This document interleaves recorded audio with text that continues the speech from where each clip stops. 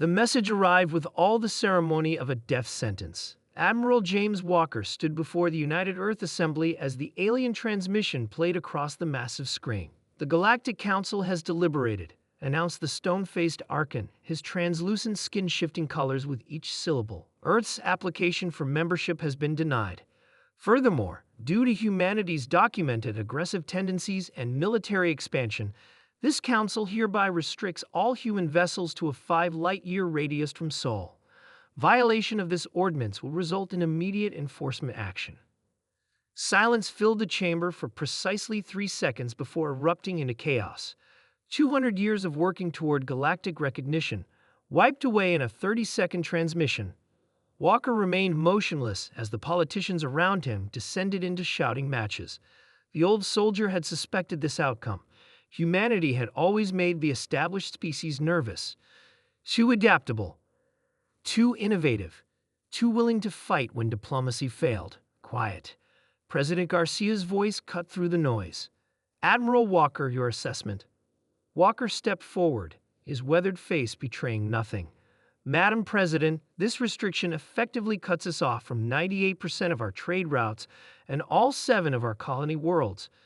The economic impact will be devastating. The military implications are worse." Recommendations. Walker's eyes narrowed. "We have 3 options: comply and slowly suffocate, appeal and be ignored, or," he paused, "establish alternatives." 6 months later, the Admiral stood on the observation deck of the newly christened Defiance *, Earth's first supercarrier constructed entirely in secret. Below him, in the asteroid belt mining facility designated Legion Base Alpha, 100 similar vessels were under construction. "They're calling it the Walker Doctrine now," said Commander Rivera, handing him a datapad. "Official policy as of yesterday." Walker skimmed the document that would forever change humanity's place in the galaxy. His premise was simple: if the Council wouldn't have them, humans would create their own alliances. "Any response from the Trill?" Walker asked. "Their ambassador arrives tomorrow. The Novan delegation is already here." The Trill and Novans, species similarly rejected by the Council for being too unpredictable, were just the beginning. Walker's intelligence network had identified 17 spacefaring civilizations either denied Council membership or too intimidated to apply. Species that, like humans, had been deliberately marginalized. "And at our deep space scouts," Rivera smiled, "found exactly what you predicted: 3 previously unknown species with FTL capability operating beyond Council space. All interested in meeting." Walker nodded. "And the Council still believes we're licking our wounds inside our 5-light-year prison the stealth tech is holding."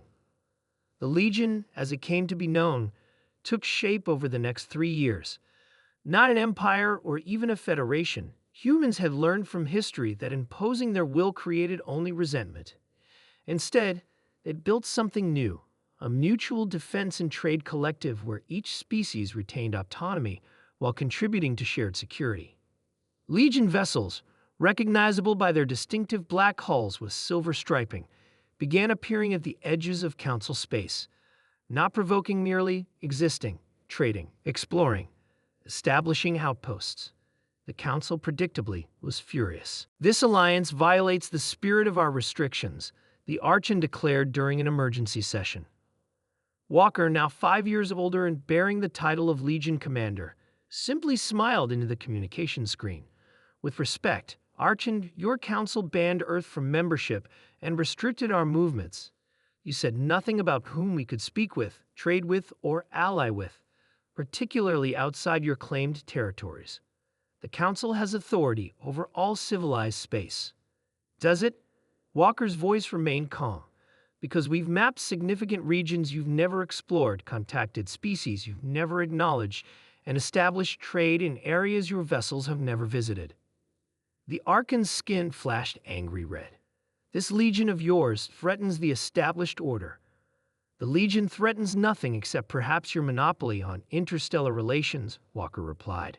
"Unlike the Council, we accept any species willing to abide by our simple charter: mutual respect, fair trade, and collective defense. You've always been warmongers." Walker's expression hardened, yet in 5 years of operation, Legion vessels have fired weapons exactly 0 times. And the Council's enforcement fleet claimed the same. The silence was answer enough. On the 10th anniversary of Earth's rejection, Walker stood before representatives of 32 species aboard the massive space station that served as Legion headquarters. Human innovation combined with Trill biotechnology, Novan engineering, and contributions from dozens of other species had created something unprecedented. The Council's latest diplomatic overture arrived this morning. Walker announced to the Assembly, "They're offering us provisional associate status." Laughter rippled through the chamber. "I assume we're declining?" asked Kai, the Novan representative. Walker smiled. "I've drafted a response thanking them for their interest, but explaining that the Legion is not currently accepting new governing bodies into our alliance." A room erupted in applause. Later, alone in his office, Walker reviewed the latest intelligence reports. The Council was facing internal fractures as more of its minor members expressed interest in Legion partnerships. 3 Council species had already quietly established trade agreements despite the official embargo. Walker thought back to that day in the Earth Assembly a decade ago. The Council had intended to isolate humanity, to contain what they saw as a dangerous, unpredictable species. Instead, they had forced humans to innovate, to reach out, to build connections the Council had never imagined possible. Earth hadn't just survived being banned, it had thrived, bringing others along in its wake. Not through conquest or intimidation, but through the very adaptability and determination that had frightened the Council in the first place.